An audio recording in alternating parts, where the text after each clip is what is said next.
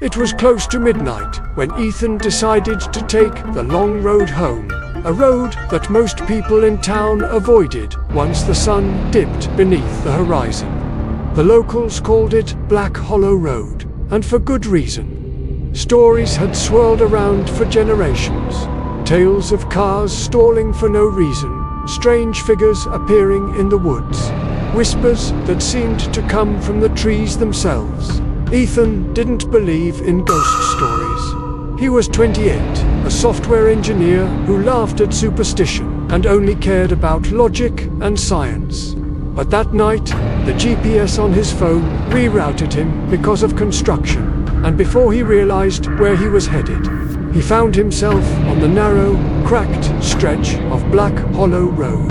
His headlights cut through the darkness, illuminating thick woods on either side. The branches hung low, almost scraping the top of his car. The silence was suffocating, broken only by the occasional chirp of crickets.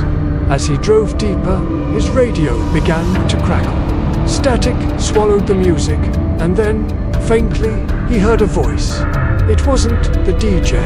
It wasn't any song he recognized. It was a whisper. Turn back. Ethan frowned and adjusted the dial, but the whisper only grew louder, like someone breathing directly into the speakers. His heart gave a nervous jolt, but he shook it off. Probably interference, he muttered. Then the car jolted as if something massive had struck the bumper. He slammed the brakes, heart pounding, and jumped out with his phone flashlight. Nothing. The road was empty. No animal, no debris. His bumper was perfectly fine. He exhaled shakily and climbed back in. That was when he noticed the smell of yawn and rot, like blood mixed with spoiled meat. It seeped into the car from nowhere, and the air grew cold enough to fog his breath. Ethan gripped the wheel tighter, muttering, "Just get home. It's just an old road with old stories." But as he pushed the accelerator, the headlights flickered and the engine sputtered. The car stalled completely. Darkness swallowed him. Ethan cursed under his breath and tried to restart, but the ignition refused to catch. He checked his phone, no signal. That was when the first knock came. A slow, deliberate tap on the driver's side window. He froze, his heart hammering against his ribs. With trembling hands, he raised his phone's flashlight toward the window. Nothing, just his own pale reflection staring back at him. He forced himself to breathe. Probably a branch, he thought. Then came another knock, this time louder, insistent on the passenger side. His chest tightened. Against his better judgment, he turned his head. For a split second, he saw it a pale face pressed against the glass. Eyes hollow, mouth stretched far too wide in a grin that wasn't human. Ethan yelped and dropped his phone. By the time he scrambled to pick it up, the face was gone. "No, no, no," he whispered, starting to sweat despite the icy air. Gathering courage, he tried the ignition again. Miraculously, the car roared back to life. Without hesitation, he slammed his foot on the gas and sped forward. But the road stretched endlessly, winding and twisting in ways that made no sense. He should have been out by now, but every turn revealed more of the same suffocating forest. His headlights caught movement, a figure standing in the middle of the road. He swerved, tires screeching, but as he looked in the rearview mirror, the figure wasn't behind him. It was in his back seat. Ethan screamed and nearly lost control. The shadowy figure leaned closer, whispering, "You should have turned back." He slammed on the brakes, spun around, but the seat was empty. The only sound was his ragged breathing and the blood rushing in his ears. He pressed down on the gas again, driving faster than he ever had in his life. That's when he noticed something strange. His odometer wasn't moving. No matter how fast he went, the miles stayed frozen. It was as if he was trapped in an endless loop of road. The trees blurred together, their branches twisting like skeletal fingers. Then, ahead, he saw a lighter warm, golden glow spilling from what looked like an old roadside diner. Relief washed over him. He pulled in, gravel crunching under his tires. The neon sign above flickered weakly. Hollow Diner. Inside, through the fogged-up windows, he saw figures sitting in booths, their heads bowed. He stumbled inside, grateful for the warmth. A bell jingled weakly above the door. The diner smelled of coffee and fried food, but something was off.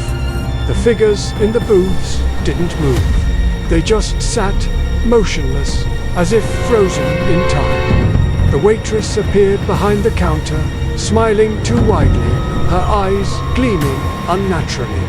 "Late night drive?" she asked, her voice syrupy but hollow. Ethan nodded nervously. "Car trouble. Can I use your phone?" Her smile widened. "Of course. But first, have a seat." "You look tired," she gestured to a booth. Against his instincts, Ethan slid into a seat. The cushion was cold, damp, like it hadn't been used in decades. Across from him sat an old man with sunken eyes. He hadn't been there a moment ago. "You shouldn't be here," the man croaked. "No one leaves Hollow Road once they've been marked." Ethan's stomach twisted. "What are you talking about?" The old man leaned closer. "You saw it, didn't you? The face. Once you see it, it follows. And once it follows, it never stops." Ethan stood abruptly. I just need to call for help." The waitress placed a rotary phone on the counter. But when he lifted the receiver, there was nothing. Just static. Then, underneath the static, the same whisper, "Turn back." Panic surged. He bolted out the door, back to his car. But his car wasn't there. The parking lot was empty. The diner behind him had changed to a neon sign was shattered. The windows were boarded. The entire building looked abandoned, as if it had been that way for 50 years. Ethan's chest heaved. He staggered back onto the road, phone flashlight trembling in his hand. He started walking. The silence of the woods pressed in on him until he swore he could hear his own heartbeat echo. Then came the footsteps, soft, crunching leaves behind him. He spun around. Nothing. He walked faster. The footsteps quickened. "Who's there?" he shouted, his voice breaking. No answer, just that awful smell of iron and rot creeping closer. Suddenly, the trees parted, and there it was, a house. An old Victorian, its windows dark, its paint peeling. He should have turned the other way, but exhaustion and fear pulled him forward. The door creaked open on its own. Inside, the air was suffocating, thick with dust. Faded portraits lined the walls, eyes seeming to follow him. He climbed the staircase, each step groaning under his weight. From a room at the end of the hall, he heard it a lullaby, soft, off-key, sung by a voice that sounded almost human. He pushed the door open. Inside was a child's bedroom, toys scattered across the floor. In the rocking chair sat a small girl with pale skin, her hair hanging over her face. She hummed the lullaby, rocking slowly. "Are you lost?" she asked without looking up. Ethan's throat went dry. "Yes, I just need to get out of here." The girl finally lifted her head. Her eyes were pitch black. "You can't leave, not after seeing us." Her mouth stretched into that same impossible grin he'd seen pressed against his car window. The door slammed shut behind him. The rocking chair stopped. Silence pressed in. Ethan's scream was the last sound that road ever heard. And to this day, drivers who find themselves on Black Hollow Road after midnight sometimes report strange things, voices on the radio, faces in the windows, the smell of iron and rot. Some even swear they've seen a pale man wandering the woods, his mouth open in a silent scream, forever searching for a way out.